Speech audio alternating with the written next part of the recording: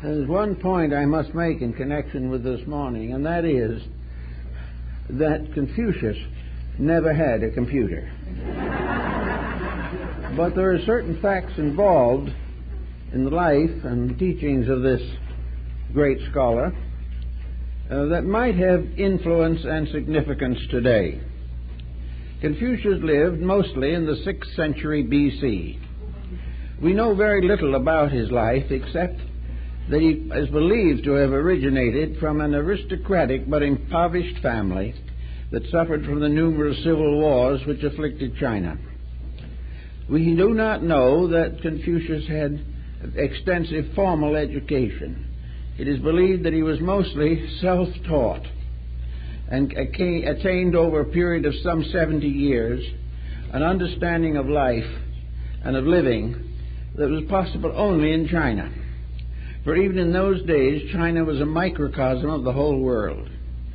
China's problems and difficulties and complications were miniatures of all others that preceded and followed them.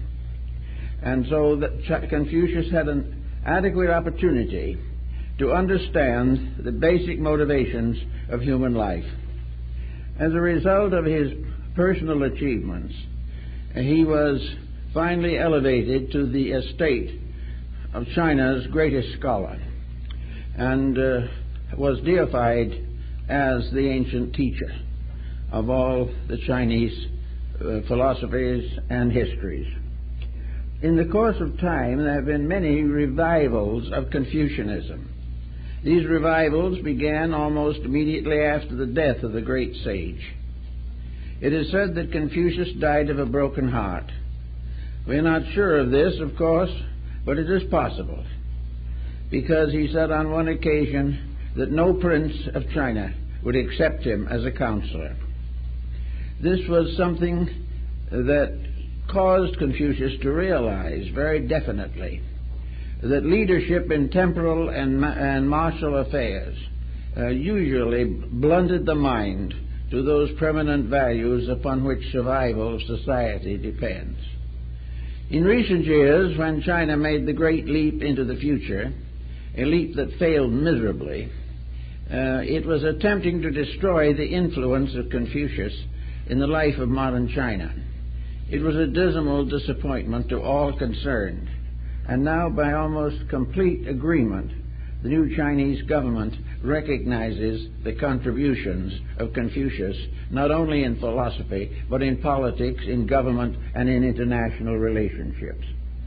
So from this background of his various achievements and a study of his various canons and the various works with which he has been attributed, at least, we learn something about his ideas of life.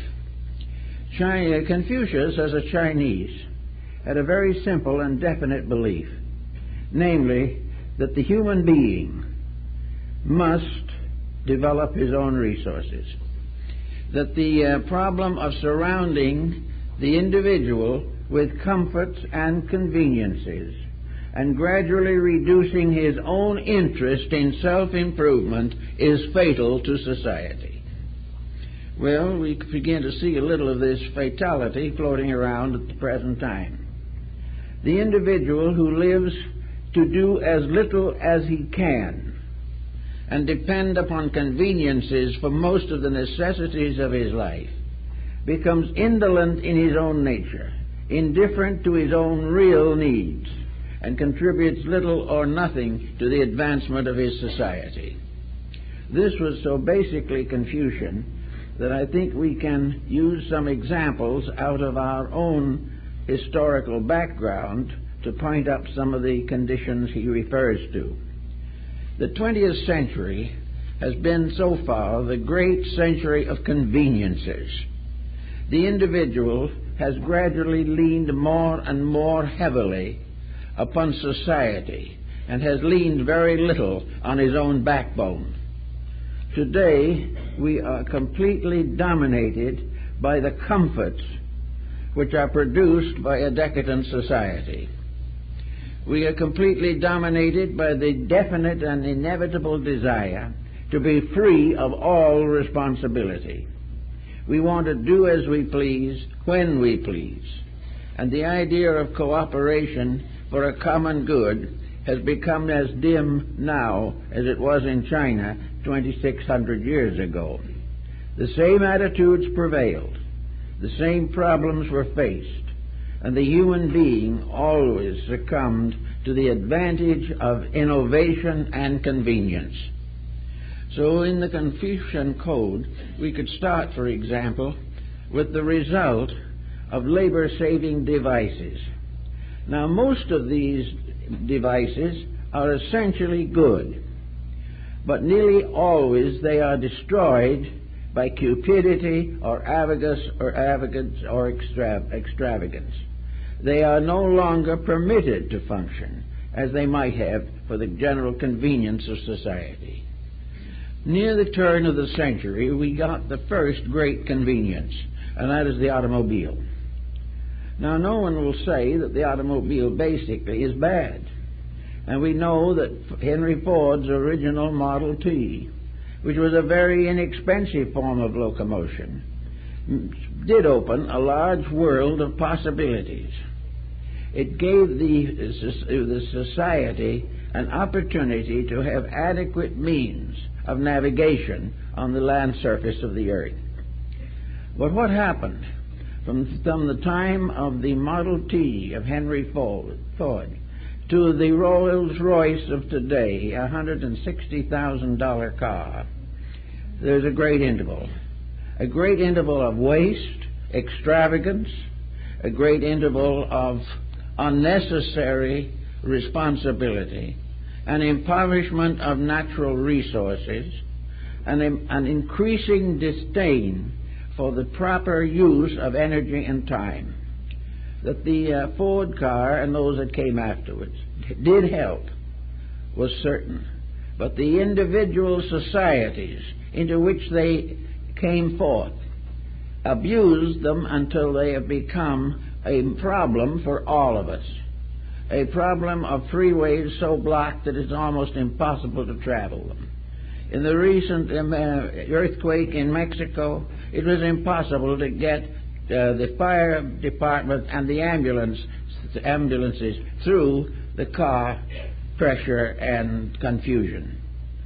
Everywhere, the overdoing of things has resulted in air pollution, water pollution, and the definite waste of natural resources, and an incredible waste of human time, especially when you realize that in the traffic today of employment, cars going on the freeways every morning and evening, the average car has only one passenger.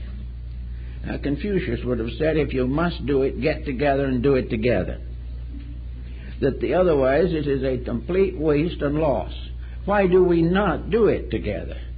Well, one reason may be that one group wants it 10 minutes earlier than the other. One wants to go 4 blocks in one direction, the other 1 block in another direction. And so the inability to organize this basic means of transportation has led to many, many difficulties, to say nothing of its application to warfare and its facility in contributing to crime. Now, the use of the car was important. The abuse of it is human nature setting in upon one of its own devices and brutally abusing it. This is what Confucius would declare to represent the lack or failure of the individual to prepare his own inner life for the commodities which he invents or arranges. If the individual was intelligent, every discovery would be useful. But when most persons are not interested in improvement, but are interested only in convenience, it is not long before things are out of hand. And it is also pathetic to realize that humanity is willing to spend a large part of its financial resource on convenience rather than on need, necessity, or practical usage. So Confucius did not have a computer, but he realized in his own day one simple point: the superior man when anything is added to him, will use it wisely. The inferior man will take every commodity and become dissipated about it. He will forget values, he will think only of personal comforts, and he is perfectly willing to wreck the future for the fulfillment of his present desires and appetites. Confucius said this isn't good, and the 2,600 years since Confucius hasn't made it any better. We are still in the same problem, that the individual has the ingeniousness to invent, but not the character necessary to use what he invents. The Chinese themselves invented gunpowder, and they used it for funerals and weddings. Well, that's a comparatively harmless usage. I've been in Canton when a marriage procession crosses a funeral procession and the fireworks going both ways. In other words, the fireworks are cheering up the individuals who are getting married and are supposed to give them a moment of great excitement, and the funerals are to rest in peace the memories of the deceased. But these fireworks soon became cannon by hollowing out logs and putting them on the backs of elephants. And these were actually used by Genghis Khan. Later, we got all over the elephants. We didn't need those any longer. But we kept right on with the gunpowder, which ended the age of chivalry, defeated practically every peaceful hope of humanity, and is today a constant danger to security and peace, and is being used by various insurgent groups to damage property and destroy life. So something that was innocent at its beginning, that maybe a few farmers also used to blow roots out of their fields so they could plant them, gradually in the hands of ignorant selfishness has become a menace to the survival of humanity. Not too long after all this happened, we had another great invention, the aeroplane. Now, everybody really believed we had done something remarkable, and we had.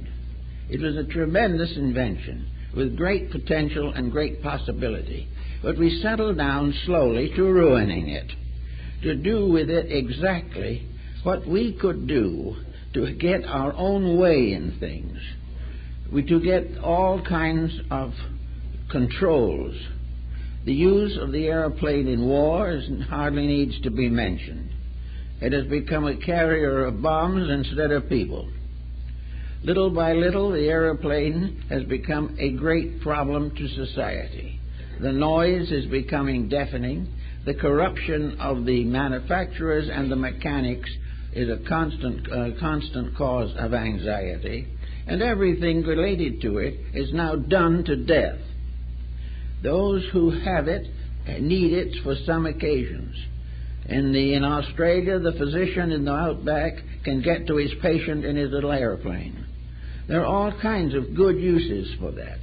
But little by little, it has become a great factor on the big board on Wall Street, and little by little, it has been turned into a vast source of profit. This is a complete misuse of the original intention, and it has resulted in many changes in society and social relationships that are not good. But we just couldn't get along with something that was a help and a convenience until it became a desperate and difficult situation, as attested by the recent terrible disasters in the air. We have not been willing to use things wisely. When the farmer in Rome found the box of gold in his field, he wrote a letter to the emperor and said, "What shall I do with it?" And the emperor said, "Use it." The man said, he wrote again, he said, "I don't know how to use it." The emperor replied, "Then abuse it." And this is exactly what has happened all the way along the line. And this was happening in the day of Confucius. And he began to recognize that the individual was building around himself such a defense against labor, a defense against integrities, a defense against the practical, that he is gradually undermining his own survival in the cause of immediate luxury or success. Now, had we got the plain thing settled a little bit before the movies came along, and they were to change the history of the world. We were to be on the verge of the greatest educational medium humanity has ever known. We were told that we were going to change the whole history of the race, that we have developed something that could be of the greatest value and the greatest importance to the unfoldment of knowledge, to the expanding of human horizons, and a means by which wisdom and understanding could be brought directly into the theater or into human life. I think we hardly need to dilate on this as to what really happened. A comparatively simple and inexpensive medium, which was really a kind of home industry for a long time, gradually bludgeoned into something that is so terrific that no one can stand the weight of the tremendous power this thing has to destroy peace of mind, represent the basis of international understandings, and destroy the interest of the individual in doing thinking for himself. Most of all, it was to sit all the time watching something instead of trying to perfect or unfold the nature with which we have been endowed. Well, the motion picture got into many difficulties, especially after the Hayes office was broken up. But it finally came to television to really bring the whole thing directly to us. Here was another great invention that was to bring marvelous wealth of insights and understanding to humanity. And we all know what happened. That for the most part, it has gradually been exploited into nothing but a visual form of entertainment and a waste of time. So all these great inventions are similar to the story of Muhammad, who on one occasion said of a great discovery that had been made, that the mountain had given birth to a mouse. The things that we thought were going to do great and wonderful things were no good because we abused them. They could have been wonderful, but just we wouldn't let them be wonderful. We would not allow anything to happen for the good of all concerned. And so we are not only deluged with miscellaneous entertainment, but the whole media has been so corrupted by commercialism that mostly the ads are more interesting than the major features. So we go on. And then the last one. We come to the splitting of the atom. This was the newest discovery. This was the gift of science to the ages. And you see what it has done for us and to us. It has brought the whole of humanity into a state of continuous nervous shock. It has destroyed securities, it has corrupted moralities, and has given us a birthright of death and destruction.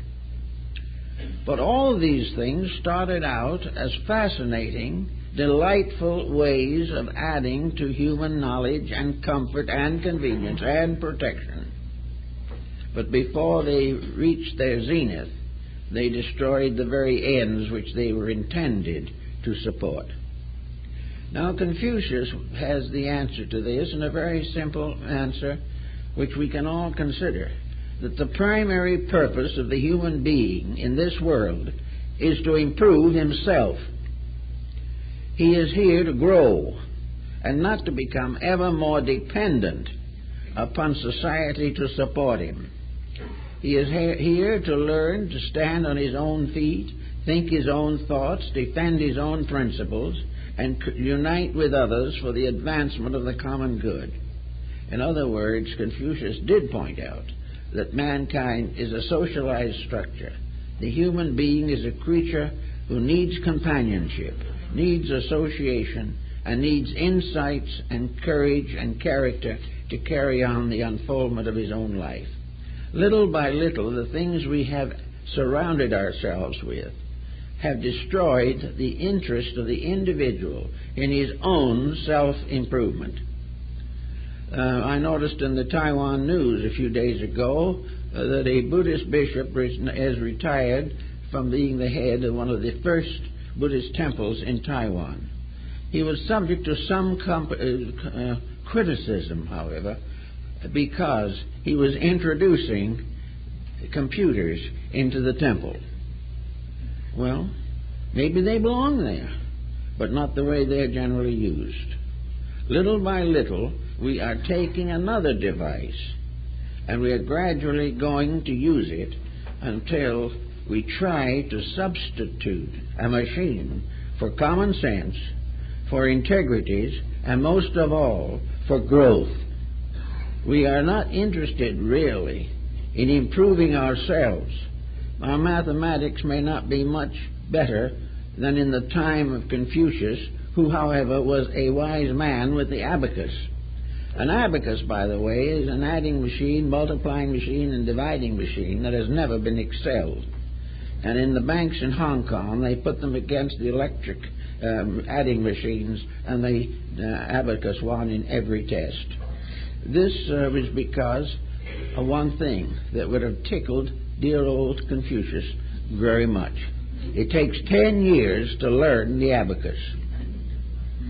Now, in other words, by the time you learn the abacus, you had some self-discipline, you have gained certain intelligence, you have learned principles and facts that make it possible for you to operate this little device very beautifully. Incidentally, the abacus is available in Hong Kong, but at very reasonable prices, some simple models being only $1. And with this, you can add 15 figures to 15 figures, or multiply 15 figures by 15 different figures, and come up with the answer in a matter of seconds. This is because of your training, not the training simply of a machine that thinks for you. All devices that think for you are open to suspicion according to the Confucian mind. We are not supposed to get substitutes for thinking. We are supposed to develop simplified forms of living that free us for the essential purpose of our own humanity. We are here because it is necessary for us to grow. And when we block this growth with every convenient and commodity you can think of, and finally complicate it with alcohol and narcotics, our purpose here is completely frustrated.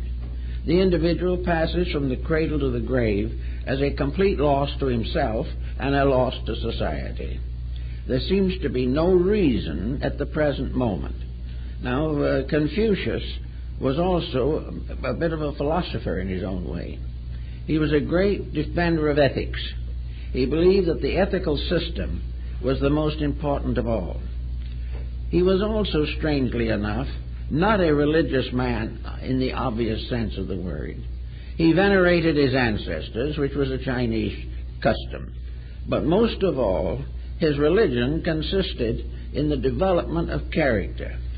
Wherever there is a deity anywhere in space, wherever the universal laws govern things, their greatest accomplishment is to find honest people, to find those who can use new ideas constructively and will take the potential resources of the universe as they know it, and our world particularly, use them carefully, conserve them, realize the importance of understanding them, and perfect ourselves in the skills and courage to make this world an orderly place in which to live. Now, Confucius felt that the more we are deflected from this essential purpose by ingenuity or luxury, we are destroying ourselves. And that in so doing, we are turning our world into an unsafe place, that we are endangering the integrities to support the selfishness and acquisitiveness of human beings. Man is not here to accumulate material possessions. He is here to stimulate and unfold the internal resources of himself. Therefore, the ideal of Confucius is set in the concept of the superior man. Now, what is a superior person? Well, Confucius gave a very simple answer to it and probably lived it. as closely as any human being could. He said that a superior person is one who is above doing inferior things. In other words, a superior person will not compromise integrities, will not lower himself to abuses of privileges, and will not allow himself to develop habits that are detrimental to his own life or to the community in which he lives. The superior person is one who is above inferior actions. Now, inferior actions all root in one ethical concept. Nearly always inferiority is an effort of that which is unworthy to achieve what it does not deserve, or it is the effort to create unworthiness as the norm and demanded of all human beings. Instead of rising to the higher, the individual tries to drag his society down to his own level. In doing so, he is no longer a superior person. Confucius also pointed out that the superior person finds it important and valuable to simplify his life. A complicated life is a wasted life in most cases. Unless these complications are extraordinary dedications, complication is merely a waste of energy, a waste of time, and a loss of the opportunities, privileges of human existence. So Confucius believed in being simple on the outside and thoughtful on the inside. He believed that the individual's primary need in life was to so simplify his conduct and his possessions that he had time enough to grow, and that growth was improvement, and growth was the acceptance of learning of some kind that was valuable. Now, Confucius recognized two forms of learning, secular and that which is superior to the secular. He recognized the fact that some learning must be used to give us a livelihood in this world. He was fully aware of the need of the apprenticeship system. He knew that young people had to be educated to carry on the problems of daily living, and by gradually involving a skill or a proficiency in the curriculum, they were prepared to face the vicissitudes of physical confusion.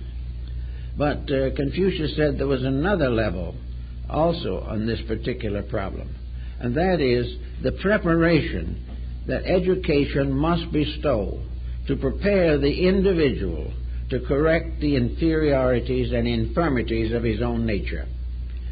Half of education helps to make him a living and a profession or a trade. The other half of education must be dedicated to the release of the highest possible powers within the individual. Even in his day, Confucius realized that the examinations of the classics held in China, in Peking and Xi'an, that these examinations were more or less intellectual. They indicated familiarity with the classics, an understanding of the rules and proprieties of daily living, and things of this nature. But Confucius found them deficient in a great many points of importance. In other words, Confucius believed that an education must include the development of an internal strength and an acceptance of responsibility for conduct. The individual who does something must be able to stand the consequences of his own action. If he decides to commit a crime, he must be willing to face the punishment. If he is not able to integrate his own personality, he will live below the level of the superior man. The superior man in the Confucian conduct is so simplified within himself that there is no place in his life for grudges, no place for antagonisms and intolerances, no place for orthodox fanaticisms, no place for any negative action, anger, hate, fear. These are the attributes of an inferior person, because an inferior person does not understand why these negative situations are in existence or necessary. and he doesn't realize that they are necessary only because he has created them. So the Confucian must become what we might say a gentleman. And there is no doubt in the world that in the Chinese code, whoever was a Mrs. Confucius had the same responsibilities. In the Chinese philosophy of life, the responsibilities of the family were divided among all generations that existed together. He did not consider the fact that the head of the family had to have a dogmatic or critical or cruel code of conduct, because he was one of the first to point out that whatever we do to others should be the same that we would have them do to us.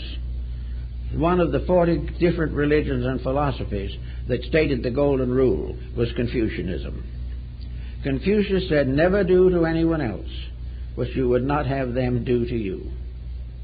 Now, this brings together a whole group of factors. Supposing we are cheated, supposing we are deceived, supposing we get into all these difficulties. Well, I think Confucius would first say, why are you in these troubles? What was the ignorance in yourself that got you into them in the first place? Did you do something that was unwise? If you are unwise in something that you did, why are you unwise? Well, probably because education, environmental circumstances of living did not give you the wisdom to handle the situation more skillfully. All difficult experiences are tests of growth in which the individual finds ways of improving his own conduct. If nothing else is possible, then the individual has to face the payment of the debt which he has contracted. He must meet it with firmness and courage and kindness and gentleness. He must in every way possible avoid collision of opinions. He may feel that his opinion is better than somebody else's, but if it is truly better, all constructive opinion must have solutional factors. In other words, when we criticize something, we should know what to do in its place, how to correct it, or how to solve whatever the problem may be. Therefore, he summarized it all in the thought, a very simple thought, that when you tear down, you must have something to put in its place that is better. Just to go raving down the countryside or through your own home, tearing things down with no remedy, is not a symptom of a superior person.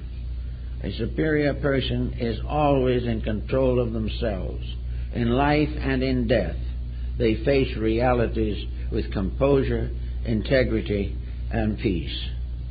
Now, Confucius did not deny a divine power or a deity, but he considered that whatever that deity was in a strange sense its own affairs. That man is so remotely removed from this great superior presence that all he can do in his own person is to live the rules that that superior power has created. This superior power has given us the laws of nature. It has given us almost all of the essential convictions of our own security. It has made it possible for us to increase in skills and in genius. It makes it possible for us to have friendships, affections, regards, and many different pleasant and constructive circumstances. Confucius was quite certain, however, that you can't simply take something out of the human mind and leave a vacuum. You cannot say to the individual, don't worry, unless you can give him something to use his mind for that is better than a worry. You can't say that he should break an evil habit unless he is given a vision of a good habit, of a thing to be done right. We don't tear down unless we can rebuild. And Confucius was very much of that mind. Therefore, that the superior person is constantly seeking to find constructive solutions to mysteries, to situations that are difficult, or to find the common sense in those things which appear to be accidents of nature. Confucius was therefore also given to literature. He believed that the quietude and peace of the superior man is sustained partly by an inner contentment. That there is food for the body, he admits. And he also tells us in one of his writings that he slept in a wool nightshirt that was 2 feet longer than he was. This was, of course, a critical and vital fact, but it was important to him. But Confucius also was a poet. He loved to read good poetry. He liked to study the classics. He liked to know what other people were thinking. He was able to sit quietly and listen happily to people who disagreed with him. He did not demand a private universe ruled over by his own convictions. What he was trying to do was to build within himself a character strong enough to face the truth without flinching. And when he found or came very close to being in that condition, he discovered that when you face the truth, there is really no need to flinch. It is not something desperate and difficult. It is simply something the individual has ignored in order to live less than he needed to live. The better life is not something that is of great hardship upon character or time or energy. It is really the simplification of all things. What, of course, if you simplify the life of the average person today and take away from him everything he doesn't need, there's not really much left for him. He is practically bankrupt as far as values are concerned. The only thing that is keeping him alive is his own mistake, whatever it may be. He is struggling from one day to another through the difficulties he has set up for himself. Well, in some cases it seems impossible for it to be otherwise. He's not going to get rid of the difficulties always, because the difficulties arise around him as well as within him. But the way he reacts to difficulty is always a private property of his own. He is able to do that which he is strong enough and wise enough to do. And the ethical side of his life was to Confucius a balance of philosophy and common sense. Of all the philosophers of antiquity, he was probably the most realistic. He was the one who was not given to strange visions or distant beliefs. He believed in a world in which there was work to do when somebody had to do it. And unless people began to do the work better, the world was going to get worse. Now, he was more or less justified, because in the 2,600 years since he was with us, the world has been in pretty poor shape most of the time. In other words, as one wise person remarked, history as we know it is very largely a long, drawn-out story of human failure. The good things were minimized. The truly great people were martyred, forgotten, or ridiculed. And the world went right along making the same mistakes from the time it first threw a rock at someone until the day when he now wants to throw a rocket at them. It's the same thing. We haven't gotten down to facts. And yet within the human being, there are powers that are great enough to solve these problems. The human being who could invent a computer could also have an understanding of its proper use. As long as he can see the computer as an instrument of public service is one thing. But the moment this instrument passes its skills and its mechanical advantages to the unenlightened and the uninformed, to the honorable and the dishonorable, the computer begins to react savagely upon its own inventors. It permits a more convenient way of being wrong. It gives the individual further opportunity to advance his own selfishness, to use the computer to the advancement of the crime empire that we now live in. So no one can afford to invent unless he has some way of assuring that the invention will be properly used. Now we don't know what will be next invention, but it will be another one, and we will do the same thing with it. We will think of it largely in terms of how many $1 million the profit it will make.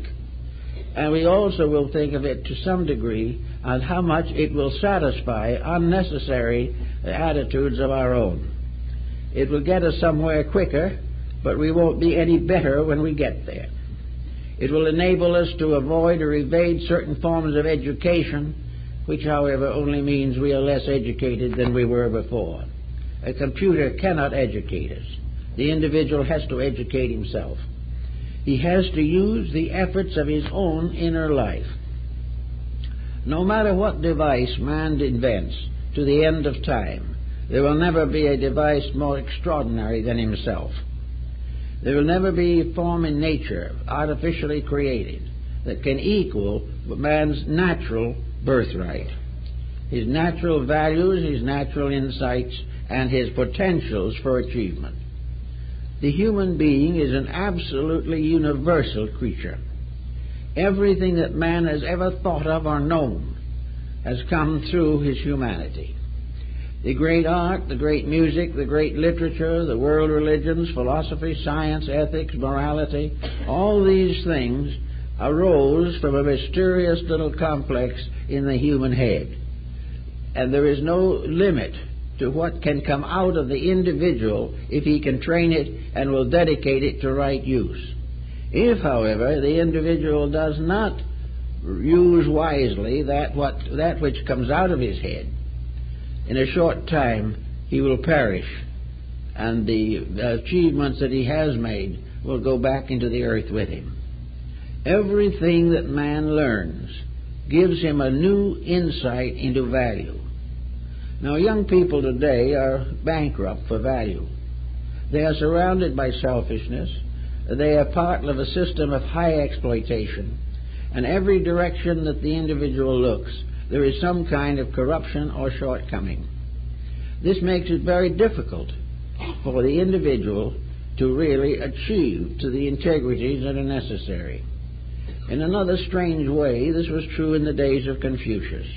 He lived in a world that was full of antagonisms and petty ambitions. China was not a country or a nation at that time. It was a mass of little feudal principalities ruled over by despots and tyrants who loved to take over their neighbor's property and murder anyone who tried to interfere.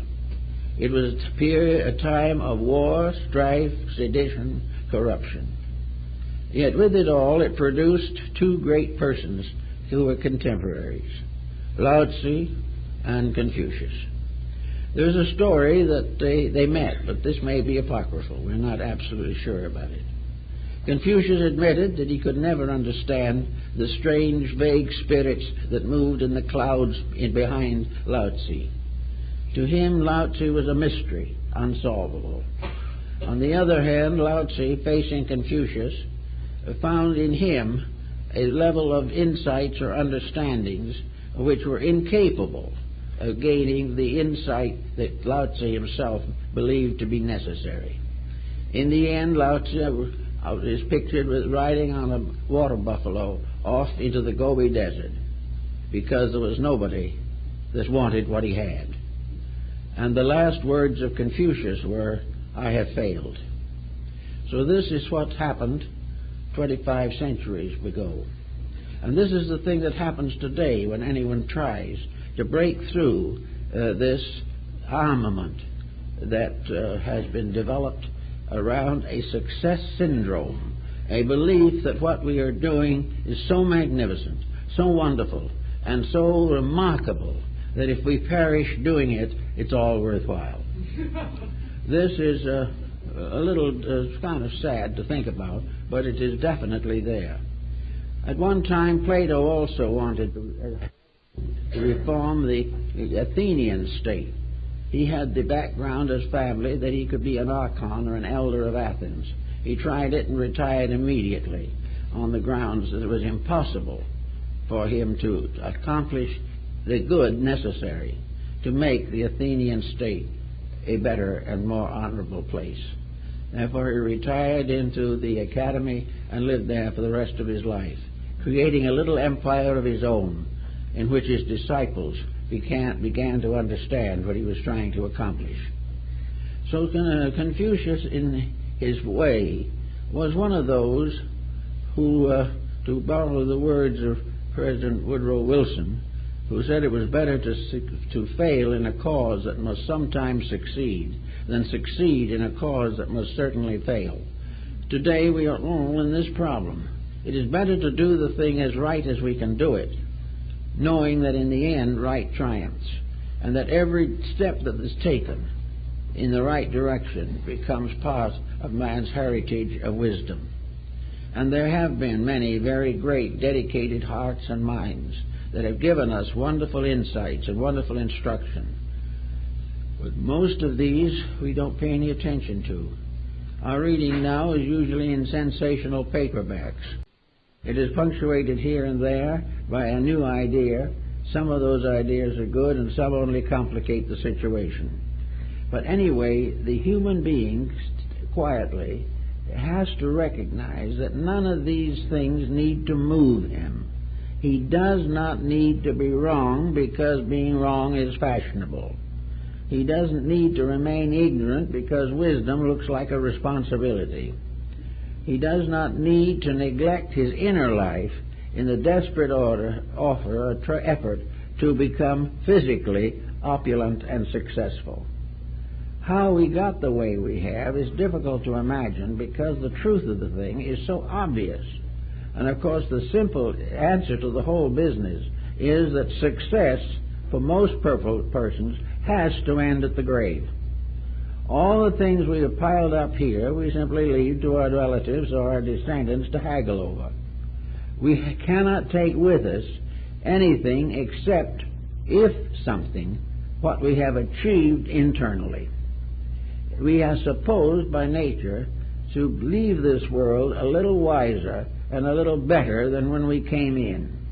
If this is a failure, if we do not know more on our deathbed than we did in the cradle, then we have failed. And that is the problem. In fact, it's worse, because when we were children, we only knew or were only ignorant, simple ignorance. Whereas as we get older, to follow the Confucian adage, we come to the time when we know not, and know not that we know not.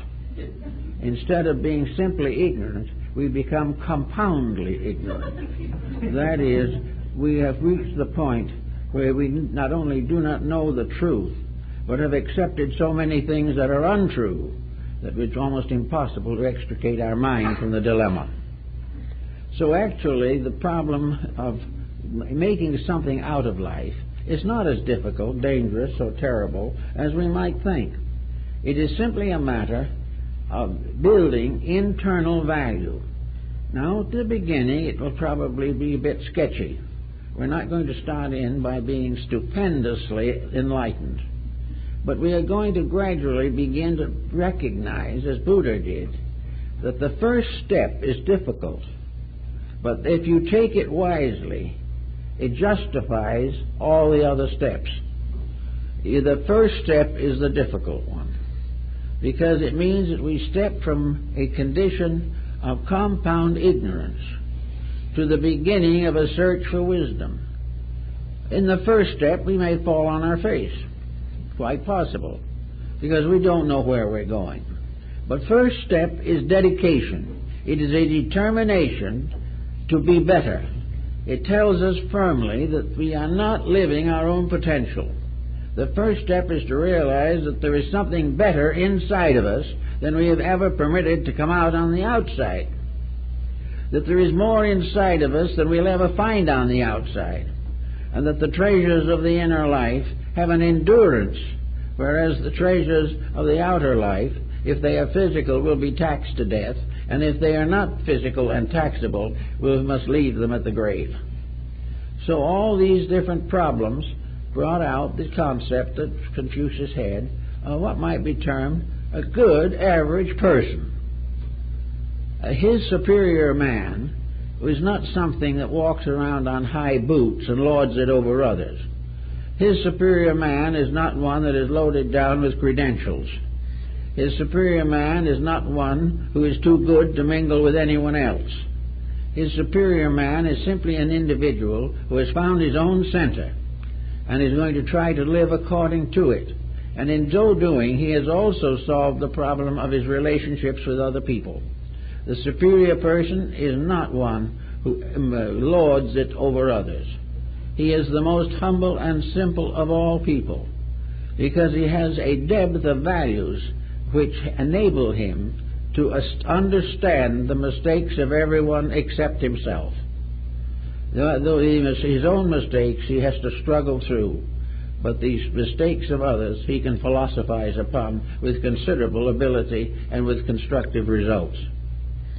Confucius, not having had a computer to work with, we now find what is happening. It used to be that we taught children the 3 R's: reading, writing, and arithmetic. In those days we spelled arithmetic with an R. These simple facts were very awesome when you started out. The multiplication table looked desperate at first, but it gradually took common shape, and first you know we were able to add up grocery bills with comparative convenience. Little by little, education taught us things. It taught us to learn certain things. And education in contact with other people brought out certain points that were valuable. But now, if we allow computerization to do our thinking for us, to enable us to solve all the problems of higher mathematics, for instance, because we know nothing about them ourselves, but the computer could give us the answers, we are going to have a new kind of ignorance. An ignorance based upon the misbelief that a mechanical device can think and has proper moral integrities. The problem of the computer will be its lack of morals, and without its morals it can be an instrument of destruction. We are already overtaxing the values of it. Already we are obsoleting model after model and selling them off for 10% of what they cost. Anything for a quick profit. There's no really a quick profit in the computer than any other factor. All values have to be slowly and carefully earned. The individual has to feel the weight of responsibility to grow, to mature his values, and to become a thoughtful person. In other words, as Confucius would put it, he had to put an iron control upon himself. Now, at first, a control seems a terrible thing to the individual who's never had any. It's like trying to break in a horse. The horse is going to be very difficult at first, and the individual's inner life, his mind and emotions, are an unbridled horse, which he has been feeding for a long time and patting occasionally, but has done nothing to discipline or prepare for useful futures. So we all have to find some way to get at this thing. And of course, Confucius had his ideas of how this was to be done also. One thing he observed or remarked clearly was that it was necessary to use the sensory perceptions not as instruments of pleasure, but as instruments of information. In other words, your eyes are to look for things worth seeing. Your ears are to listen to things worth hearing. But if you use your eyes only to amuse yourself, or you use your hearing only to listen to rock music, you're liable to have difficulties. All these sensory perceptions must be used constructively to tell us things. They must tell us when we make a mistake. They must tell us when we have overdone something or neglected something. These faculties are there to make bridges between our own minds and the natural world around us, which has principles and truths that we need to understand. So we simply use these faculties not to surfeit them, not to indulge them, not to fall into a sort of intoxication of the mind, but to strip it of its superficial addictions and like it into a very definite program of purposed growth. This we have to do, or else we will go out of this world as we came in. And that is really too bad, because it's, and according to Buddhist philosophy, it merely means we come back with a heavier load of karma than we should. We should be paying karma, not making it. We should be getting over the sins of the past rather than trying to carry them joyously into the sins of the future. We need to understand life. Now, Confucius was not a dour character. He wasn't one of those old wise men who looked very difficult to know or understand or contact. He apparently had a wonderful sense of humor. And he was also given to divination and things like that. He wrote an elaborate commentary on the I Ching, which was one of the best that was ever written and is still included in most of the Chinese texts. He was interested in everything. And he also had a realization that the sciences were instruments of divination. Even reading, writing, and arithmetic have a magic in them. The magic of what they do to the mind, helping to strengthen it and develop it. The individual who does not care about developing the mind is going to have sickness, he's going to have broken homes, he's going to lose his job, or stay on a very mediocre level as long as he lives. And now in Switzerland, for example, the Tibetan people who have been thrown or cast out of Tibet or have escaped as best they could are now fitting themselves into the life of Switzerland and are doing an extraordinary job of it. The young Tibetan children are now attending Swiss schools, and according to records published recently, most of those Tibetan children, although they came from another land and have had to learn a language, most of those children are at the head of their classes at this time. Why? Because their ancestry taught them that to learn is a privilege. Their background warned them of the importance of developing disciplines and strengths and to adjust to realities and to prepare to live in a constructive manner in a strange world that far from the one they've left behind. It was simply a matter of these young people having brought from Tibet with them an integrity which has not yet been destroyed, an integrity which makes a reason for what they're doing. They are grateful for the chance of learning. Most of our people have a tendency to resent the responsibilities of learning. To them it is a bondage, and many of them feel that is justified because the type of learning they're getting is not what they want. Well, there are two sides to that coin. One is that they're probably right in many of their conclusions. They're not getting the education that they should get. But on the other hand, they are getting an education such as it is, much of which they need, regardless of its ineffectiveness. To reject the education we have does not mean that they have found a better one, and there's where the problem is. It means simply that they renounce education per se. They just walk out of school and become dropouts. If some of them are geniuses, they will win anyway, because you can't stop the mind that has already begun to think. But for most cases, they have damaged themselves. Whereas if they'd had at least a good grammar school and high school education, they would have trained the mind into some kind of discipline, if it was only memory. They have put some responsibility upon their own thinking. They've had to give up a few foolish notions in a desperate effort to make an education support them. This is something. It is not perfect, it is not right, but it is what we have. But these same young people who have gone through this kind of discipline are ready for other discipline, and they can do what most wise people have found, namely that education really begins after you have graduated from school. Until then, you are limited by traditional superstitions for the mores that you cannot do much about. Confucius, therefore, gave us the model of what he calls the right kind of person. This right kind of person is a homebody. The world begins in the human home.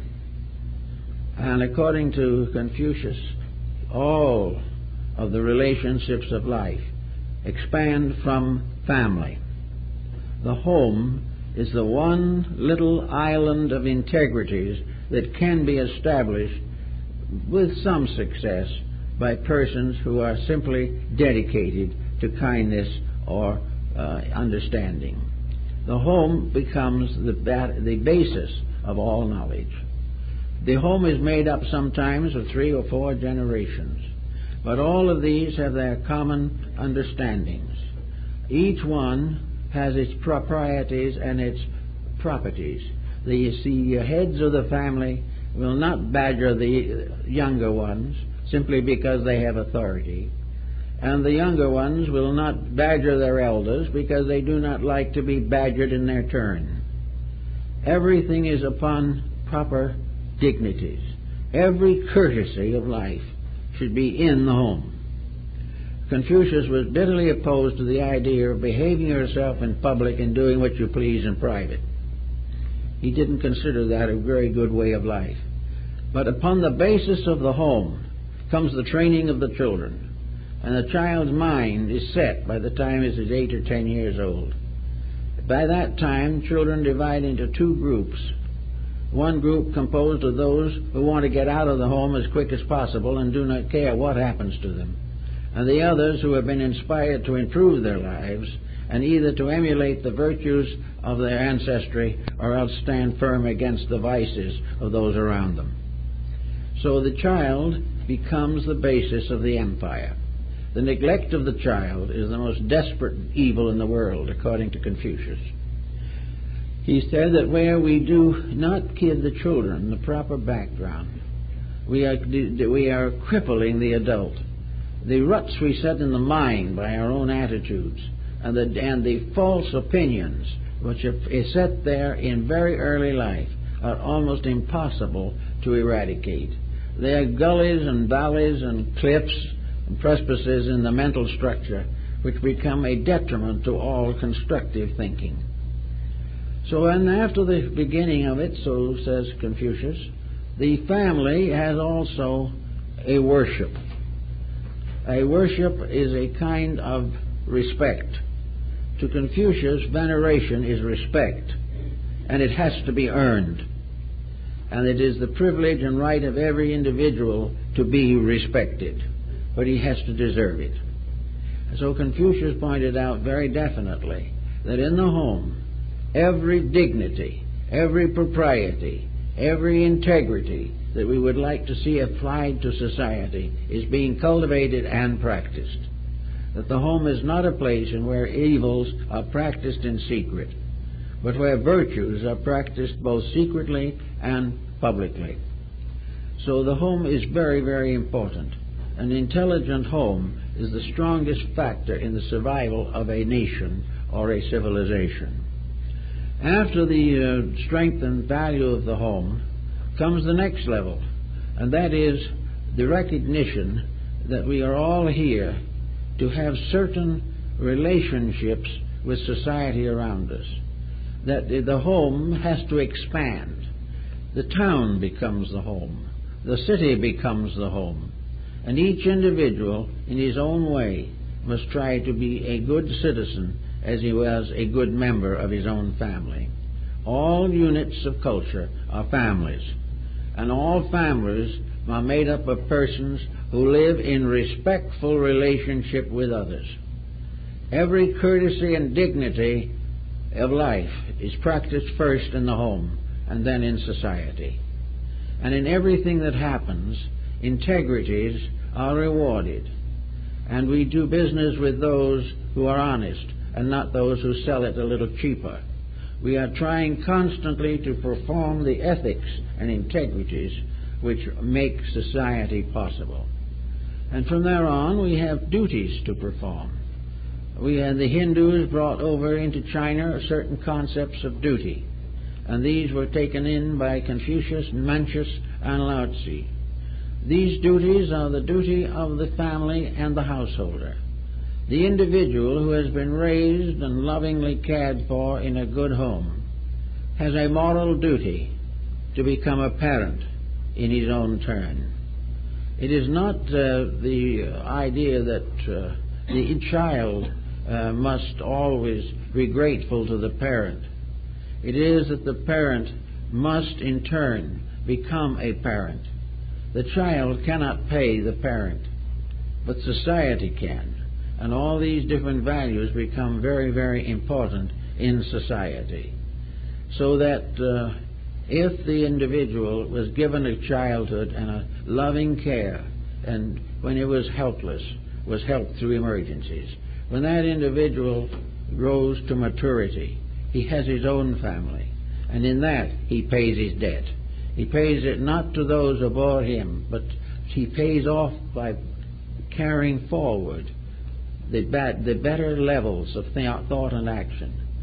He rewards his parents by disciplining his own children in their own turn, so that there is a reciprocity in all these things. We pay all debts. The debt of birth we pay when we give birth to others. Everything has an honor system related to it, and it is the loss of this honor system that, according to the Confucian concept, reveals the death of a civilization. When virtues fail, then there is only one answer, and that is a divine intercession of some kind.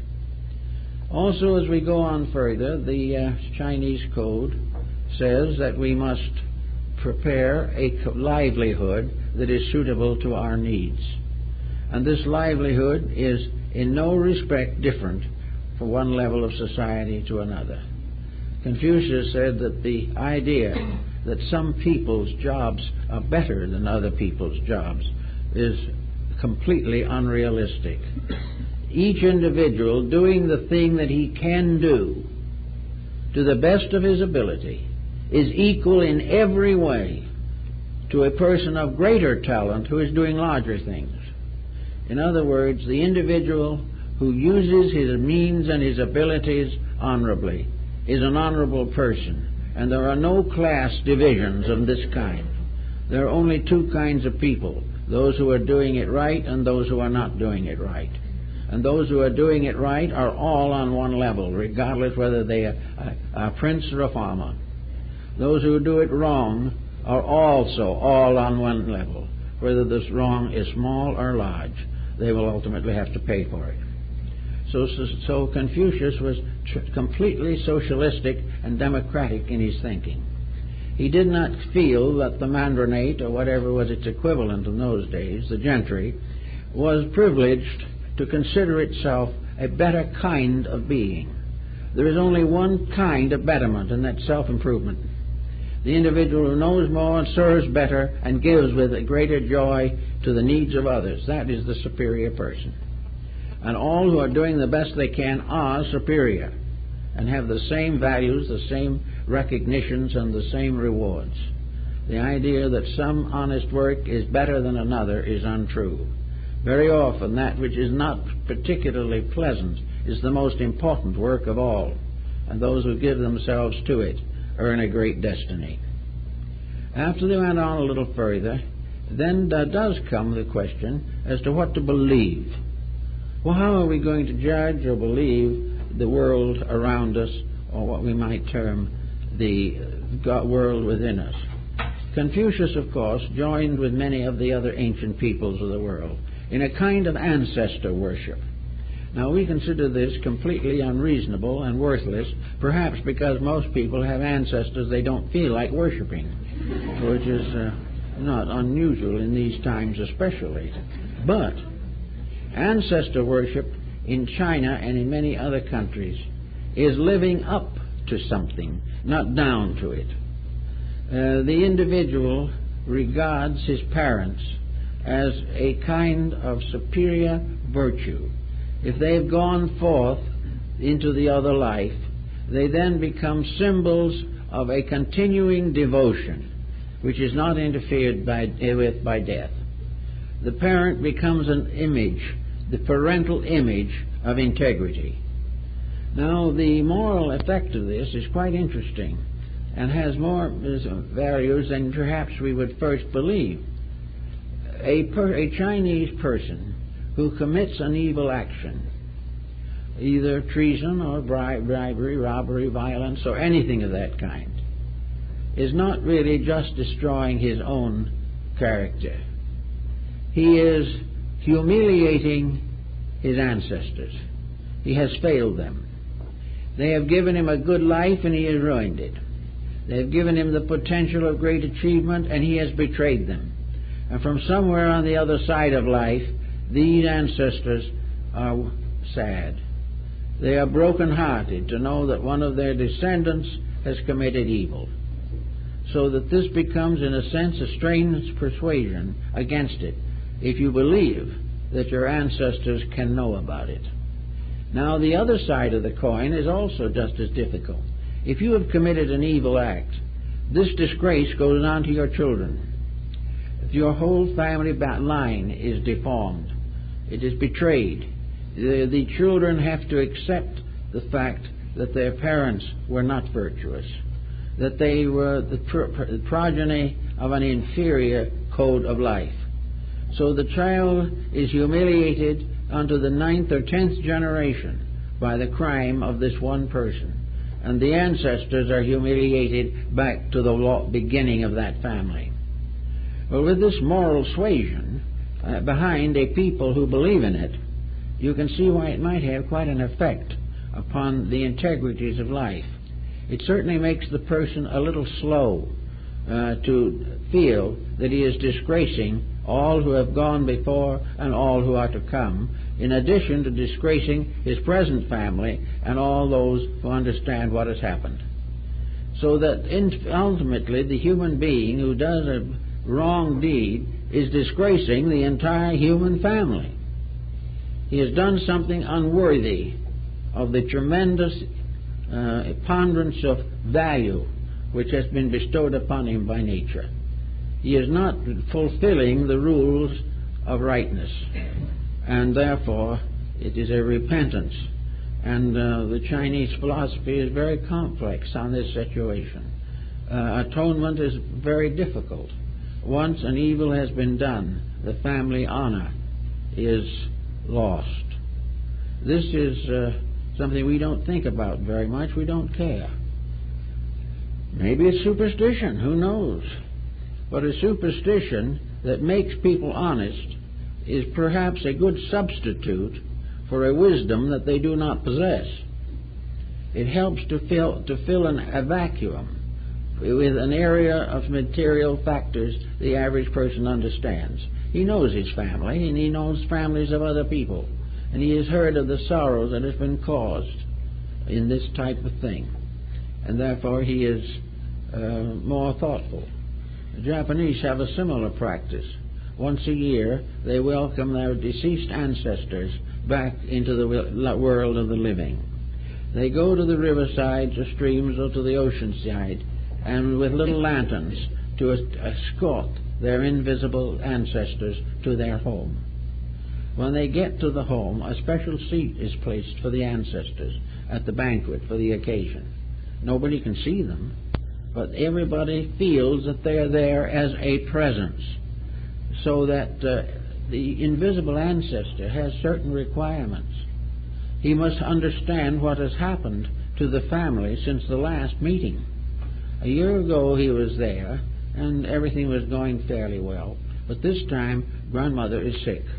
This is a very serious factor, and may be something to be given very special consideration, because the ancestors deceased are very, very much there in spirit, if not in flesh. Also, the condition of the family. Has there been arguments between family members? Is there something that is inharmony in the family? Well, if there is inharmony in the family, there's been an unwritten law that it must be arbitrated before the ancestors get there, because the ancestors must be made happy by knowing that their children and their husbands and their wives and all the family are living according to good principles. If this is not true, it is a serious disgrace. One other thing, which perhaps has a little more vital significance, is that all ancestors are very unhappy if a family is in debt. That is bad. If people have put off paying their bills, this is a heartbreak for the invisible relatives. Everyone at that time must have become solvent. There are cases known in which families have sold family treasures for ridiculously low figures in order that they could pay bills before that important day. But the parents must, who come visibly, or maybe some of them are still alive, there must be the respect that the family is out of debt. Well, we'd say these are all superstitions, but some superstitions do lead to constructive results. And for lack of them, and for the lack of anything better, a society can fall apart. So in the Confucian way also, the problem of government is very, very interesting. The Chinese emperors in the olden days had the annual ceremony of the Temple of Heaven. On that day, the emperor took off all of his royal regalia and put on the white cloth of a peasant. And he walked on a road that was covered with sand brought in from the desert of Gobi. And he made the pilgrimage with nothing but a knotted staff along the way of life until he came to the Temple of Heaven. Here, in the presence of the gods and of his ancestors and the tablets of the constellations, the emperor addressed heaven, and he said something to this effect, that I am the representative of heaven. I have been entrusted to take care of heaven, but I've not been worthy. I've not done the things that kept my people happy. I've not been always fair in my judgments. But if there be trouble, if there be wrong, if there be anything that is not right, let the punishment descend upon me and me alone, for I am the leader of the people. And if they are wrong, it is because I have failed them. Now, this is thought on politics. It's a thought that might have interest long after poor old Confucius went to his ancestors. Namely, that leadership has a strange kind of karma. The leader is responsible for the security of those he leads. When a leader exploits his people, before heaven, the guilt is upon himself. This Confucius was reasonably sure of. And of course, in those days, the Chinese dynasties were falling like ripe harvests. Only a few years and another one took over, because every one in turn became destructive, decadent, or dissipated. So Confucius pointed out that wherever problems arise, the leader must be held responsible. And if he cannot do something about it, then he must confess his infirmities. He must confess them frankly and honestly, and ask the assistance of others to take on the things that he has not been able to accomplish. So the great ceremony of the New Year was the constant acceptance of the way of heaven. So in Confucius, the whole thing sums up in the one great thing: the ways of men, and these ways may or may not be good, but the way of heaven is inevitable. The way of heaven is that which most needs attention. To know the way of heaven is the end of all learning. This is the quest of all scholarship. The end of the way of life is in this: that we should know the way of heaven is far more important than that we should split an atom. We have all kinds of learnings and researches and scientific corporations and groups exploring this and exploring that. But the one thing that we must explore, if we are to survive, is the way of heaven. We must find out what universal law requires, and we must keep that which we discover, regardless of any consequence to ourselves personally. And if we think we have discovered it and are supporting something that is not true, and we find that it is not true, then it is our need to recognize this and continue our search for the way of heaven. Shang-Chi, the celestial emperor, is the source of all good. It is the universal principle of life. It is that which is alone qualified to lead, and all things must follow that leadership. Now this law, the way of heaven, is a way of peace, of happiness, of securities, of kindness and compassion. The imperial power is compassionate. It is not something forever punishing. It is more anxious to reward. It does not punish anything, But things that break the rules punish themselves because they lose their harmonious relationship with life. The moment we break our trust with life, we come into infirmity. And this was what old Confucius taught, and I don't think right now, at least, we're going to be able to get the answer to this out of a computer. We're going to have to get it not out of instruments, but out of the living instrument in ourselves, the integrity which alone will enable us to do those things which are necessary to the survival of our people. Well, I guess that's all for today.